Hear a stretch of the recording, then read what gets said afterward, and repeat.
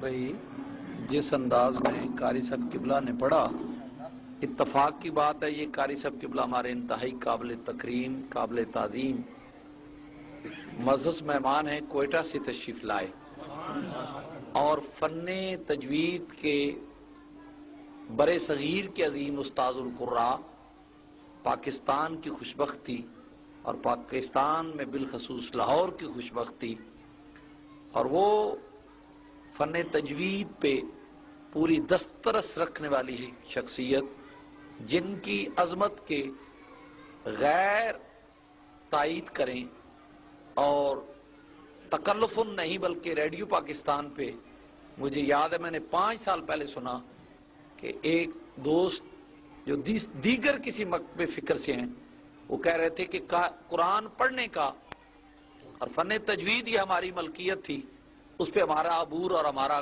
Control تھا، وہ بھی قاری یوسف ہم سے چھین کے لے گیا۔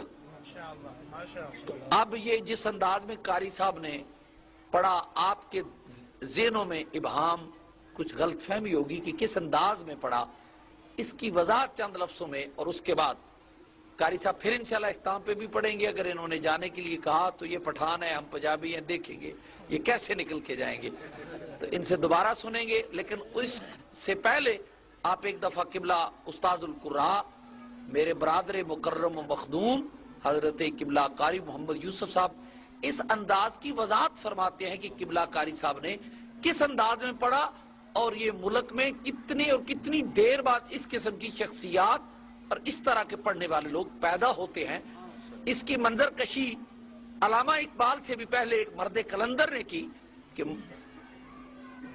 بڑی دیر پہلے کہ مدتوں روتی ہے حسرت اہل چمن، مدتوں روتی ہے حسرت اہل چمن، سال ہا رہتے ہیں تر دیدائے چرخ کہن، تب کہیں جا کر پیدا ہوتا ہے ایک نخل گل بدن، با یزید اندر خراساں یا اویس اندر کرن۔ نعرہ تکبیر، اللہ اکبر، صاحبزادہ سید محمد کبیر علی شاہ صاحب۔ اس قطعے کو اپنے شعر میں 2 مصرے میں، یہ 4 مصروں کا قطعہ ہے، اس قطعے کو 2 مصروں میں منتقل کیا علامہ اقبال نے۔ کہنے والے نے کہا مدتوں روتی ہے حسرت اہل چمن، سال ہا رہتے ہیں تر دیدائے چرخ کہن، تب کہیں جا کر پیدا ہوتا ہے ایک نخل گل بدن، با یزید اندر خراساں یا اویس اندر کرن۔ علامہ اقبال جو عقیدے کا سنی، مشرب کا حنفی اور کلندر، نقاد عقل نا تمام، ترجمان عشق تمام، حضرت علامہ اقبال جذب و مستی کی کیفیت، جن کے دن آکسفورڈ کے در و دیوار میں اور جن کی راتیں محمد کے پیار اور محمد کی یاد میں، وہ اقبال جذب و مستی میں کیا اٹھا کہ آپ نے 4 مصرع کہا، میں 2 مصرے میں کہتا ہوں کہ ہزاروں سال نرگس اپنی بے نوری پہ روتی ہے، بڑی مشکل سے ہوتا ہے چمن میں دیدہ ور پیدا۔ ایسے لوگ مدتوں بعد پیدا ہوتے ہیں۔ بارسو جس انداز میں قبلہ قاری صاحب نے پڑھا، اس کی وضاحت میرے مخدوم انتہائی قابل تکریم استاذ القراء قاری محمد یوسف صاحب صدیقی، یہ ہم اہل سنت والجماعت کی خوشبختی، لیکن ساتھ ہی کہوں گا کہ کچھ ہم حرمہ نصیب ہیں کہ جیتے ہوئے تو قدر نہیں کرتے، جب دنیا سے چلے جاتے ہیں پھر ہم رحمت اللہ علیہ بھی کہتے ہیں۔ علامہ اقبال کے جب میں وہ جو ان کی اکیڈمی بن رہی ہے وہاں سے گزرتا ہوں تو مجھے اکیڈمی کو دیکھ کر وہ جملے بھی یاد آتے ہوں گے کہ وہ کتنا کو بدطینت ہوگا جس نے کافر اعظم کہا ہوگا، وہ کتنا بدطینت ہوگا جو اقبال پہ کتنی تہمتیں لگا ہوتا ہوگا۔ آج ہم اس کو کتنا بڑا اعزاز دے رہے ہیں، لیکن جیتے جی اس کے ساتھ کیا کیا، یہ ایک اپنی جگہ ہے۔ صاحبزادہ فیض الحسن شاہ صاحب رحمت اللہ تعالی علیہ چونڈے تقریر کر رہے ہیں، مجھے یاد ہے تو ایک دوست کوئی کہہ رہا تھا، ہائے کاش فیض الحسن تو سنیوں میں ہے، تجھ پہ تہمتیں لگاتے ہیں، ہائے کاش ہم میں ہوتا، ہم تمہیں سونے سے نہیں پلاٹینم سے تولتے۔ لیکن قدردان وہی ہوتے ہیں جو قدر کرتے ہیں، لیکن ہماری حرمہ نصیبی ہم چلے جانے کے بعد، ہائے میری تجھے یاد آئے گی میرے چلے جانے کے بعد، ہم آنسو بہاتے ہیں تو مرنے کے بعد، پھول چڑھاتے ہیں تو مرنے کے بعد، رحمت اللہ علیہ کہتے ہیں تو مرنے کے بعد، افسردگی کا اظہار کرتے ہیں تو مرنے کے بعد، مرکز بناتے ہیں تو مرنے کے بعد، قبہ بناتے ہیں تو مرنے کے بعد. اسی لاہور نے دیکھا کہ جب میں اس درویش کی اور اس نعت گو شاعر کی جب برسی دیکھتا ہوں کہ آج فلاں ہوٹل میں منائی جا رہی ہے تو مجھے وہ شاعر یاد آتا ہے کہ وہ لاہور میں کی گلیوں میں ایک آدھے سگریٹ کے لیے وہ تڑپتا رہا. اس کے جسم میں جناب بندہ کپڑے پھٹے ہوئے تھے لیکن وہ پھرتا رہا ان گلیوں میں. آج اس کے تہوار جب فلیٹیز اور ہلٹن ہوٹل میں منائے جاتے ہیں تو مجھے دکھ ہوتا ہے کہ قوم وہ بھی قوم ہی ہے کہ جو مرنے کے بعد اتنا قدر کرے لیکن جیتے ہوئے اس کی قدر نہ کرے. میری یاد آئے گی تجھے میرے چلے جانے کے بعد، وہ بے سود یادیں ہوتی ہے. قبلہ قاری صاحب ہمیں عظیم سرمایہ ہے. میں اپنے مقدر اور اپنے مسلک پہ جتنا ان کے وجود سے ناز کروں وہ کم ہے. تو بارسو بات بڑھ گئی بات سے. قاری صاحب نے جس انداز میں پڑھا، ہم سادہ لوگ ہیں، ہمیں نہیں پتا، ہم تو سادہ پڑھنے والے، کہ قاری صاحب یہ فنی لحاظ سے کیا کر گئے. اس کی وضاحت خوبصورت لگے گی. قبلہ قاری محمد یوسف صاحب دامت برکاتہم العالیہ کی زبان گرامی سے میں ان کا مشکور ہوں. وہ اس محفل میں تشریف لائے اور انہی کی زبانی ہم سنیں گے کہ انہوں نے یہ کیا کیا. ایک دفعہ دروشی پڑھ لیں تو زیادہ خوبصورت رہے.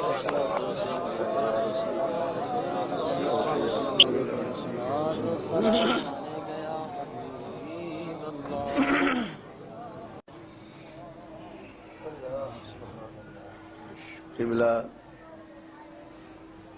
پیر طریقت رہبر شریعت زیبش سجادہ نشین سورہ شریف کے ارشاد کے مطابق، چونکہ وقت تو بڑا مختصر سا ہے لیکن آپ وضاحت اس لیے چاہتے ہیں کہ چونکہ دوستوں نے سورہ فاتحہ کو مختلف اعراب کی حالت میں سنا، سب توجہ سے سنیں گے کیا تو یہ کیا چیز ہے. خلاصتاً میں عرض کرتا ہوں کہ قرات کے 10 ائمہ ہیں متواترہ کے، اور حدیث پاک سے ثابت ہے، یہ من گھڑت نہیں ہے. لیکن یہ روایت جو ہمارے ہاں پڑھی جاتی ہے یا حرمین شریف میں پڑھی جاتی ہے، ائمہ جو پڑھتے ہیں، یعنی اکثر جہان میں جو پڑھی جاتی ہے، یہ امام عاصم تابعی کوفی رضی اللہ تعالیٰ عنہ کی ہے. ماشاءاللہ. اور اس کے علاوہ 6 امام اور ہیں جسے قرات سبع کہتے ہیں. تو اس قرات کے اندر ایک امام ہے اور اس کے ساتھ 2 راوی ہیں. وہ راوی کی حیثیت یہ ہے کہ وہ نقل کرتے ہیں کہ ہمارے استاد نے اس جملے کو اس طرح پڑھا ہے. میں مثال کے طور پہ عرض کرتا ہوں، 2 قراء ہیں جنہوں نے بالمد پڑھا ہے مالک یوم الدین. اس کے علاوہ باقی حضرات نے مالک یوم الدین پڑھا ہے. مالک یوم الدین اور ملک یوم الدین مانوی لحاظ سے انعمت علیہم یا انعمت علیہم یا انعمت علیہم یہ جمعی کا صیغہ ہوتا ہے. مانوی لحاظ سے اختلاف نہیں ہے. یہ چیز ہمیں نہیں اس لیے ہے کہ ہمارے اندر فن تجوید کی کمی تھی. الحمدللہ وہ یہاں تک کہ قرات سبع اور قرات عشرہ تک یہ سلسلہ پہنچ رہا ہے. الحمدللہ ہمارے ہاں ہمارے ادارے میں جو سمجھتا ہوں کہ حضرت کے قدموں کا صدقہ ہے، جامع صدیقیہ سراج العلوم کے اندر قرات سبع عشرہ کا مکمل انتظام ہے اور الحمدللہ بڑے بڑے پروفیسر پڑھ کے چلے گئے ہیں. تو یہ قرات سبع میں آپ نے سنا ہے قرآن مجید کو. مختلف قبائل تھے قریش کے اور ہر قبیل، مثال کے طور پہ آپ پنجابی کے اندر دیکھیے نا، وہی جملہ ہوتا ہے. سیالکوٹ والے کسی اور انداز میں اسے ادا کرتے ہیں، لاہور والے اور انداز میں، فیصل آباد والے، لیکن مفہوم ان کا ایک ہی ہوتا ہے. مانوی لحاظ سے یہ جو بیان پڑھا گیا ہے نا تلاوت کے لحاظ سے، ورنہ مسئلہ تو یہ ہے کہ حرف بدل گیا، حرف سے بدل گیا تو معنی بدل جاتا ہے. یہ اسے لہن جلی یا آرام سمجھتے ہیں، اعرابی غلط ہے یہ آرام سمجھتے ہیں. لیکن یہ قرات سبع عشرہ جو ہے یہ مانوی لحاظ سے فرق نہیں آتا، کیونکہ مانوی لحاظ سے ایک ہے.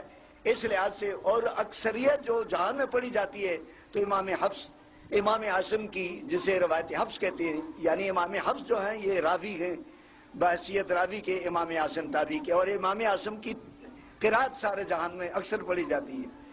بعض عربی ممالک ایسے ہیں جو روایت حفص کو بھی نہیں پہچانتے، یعنی دیگر روایات ان کی پڑھی جاتی ہیں لیکن بہت قلیل ہیں.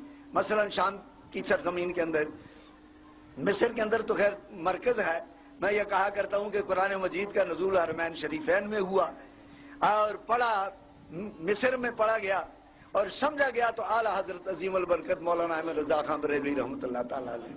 باہر کے دوستو یہ مختصری آپ کے ارشاد کے مطابق یہ قرات سبع عشرہ جو ہے یہ تواتر سے ثابت ہے اور اس انداز میں پڑھا گیا ہے۔ چاہیے تو یہ تھا کہ ہم پہلے سے آپ کی خدمت میں عرض کر دیتے تاکہ خلش نہ ہوتی۔ حضور نے بھی اس کی وضاحت فرما دی اور بندہ نے بھی کہ یہ قرات سبع عشرہ ہے۔ ہم اس کے لیے ترس کرتے تھے کہ یا الہی وہ ان لوگوں کے پاس تو ہمارے قاری صاحب ہیں، قرات سبع عشرہ کے استاد ہیں ماشاءاللہ، بڑے فاضل ہیں۔ یہ اللہ تعالیٰ کا کرم ہے کہ ہمارے اندر حضور کے صدقے قرآن سبع اور قرآن عشرہ بھی پیدا ہو رہے ہیں اور خدمت کر رہے ہیں۔ الحمدللہ وہ کمی پوری ہو رہی ہے اور یہ سلسلہ انشاءاللہ جاری و ساری ہے۔ ہمارے ادارے کا جو سلسلہ ہے وہ حضرت کی زیر سایہ زیر پرستی چل رہا ہے، آپ کے قدموں کا صدقہ ہے۔ میں تو سمجھتا ہوں جب سے آپ نے تشریف لانا شروع کیا تو ہمارے ادارے کو فروغ ہوا۔ اللہ رب العزت حضرت کی زندگی دراز فرمائے اور ان کے فیض کو ساری کائنات میں پھیلائے۔ واخر اللہ۔ اور انہوں نے کس طرح پڑھا؟ ابھی تو پنجابی میں سنا ہے، عربی میں کس طرح پڑھا وہ پڑھ دیتا کہ سمجھ آ رہی؟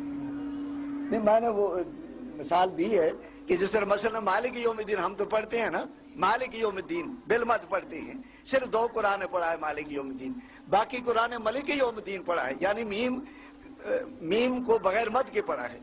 اب مانوی لحاظ سے مثلا قرآن مجید میں ہے کہیں ملک یوم الدین، ملک الناس ہے نا قرآن مجید میں، وہ بالمد نہیں ہے، بغیر مد کے ہے، لیکن معنی ایک ہی ہے۔ مانوی لحاظ سے جیسا کہ میں نے عرض کیا کہ مانوی لحاظ سے فرق نہیں، مثلا انعمت علیہم کبھی وہی معنی، انعمت علیہم کبھی وہی معنی، انعمت علیہم کبھی وہی معنی۔ مانوی لحاظ سے وہ بھی جمع کا صیغہ، وہ بھی جمع کا صیغہ، وہ بھی جمع کا صیغہ، اس میں کوئی فرق نہیں۔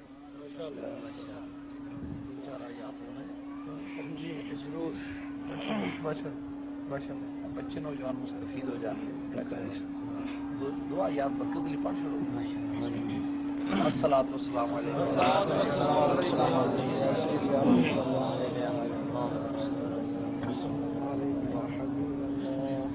اعوذ باللہ من الشیطان الرجیم،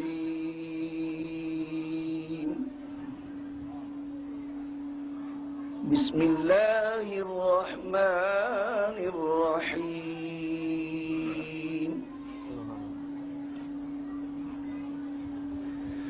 هو اللہ الذی لا الہ الا هو عالم الغیب والشہادة هو الرحمن الرحیم،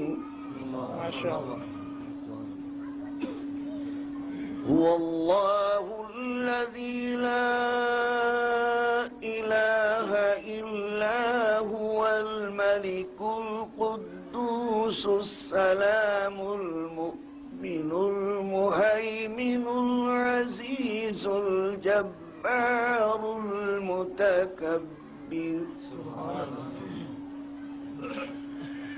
سبحان اللہ عما يشركون،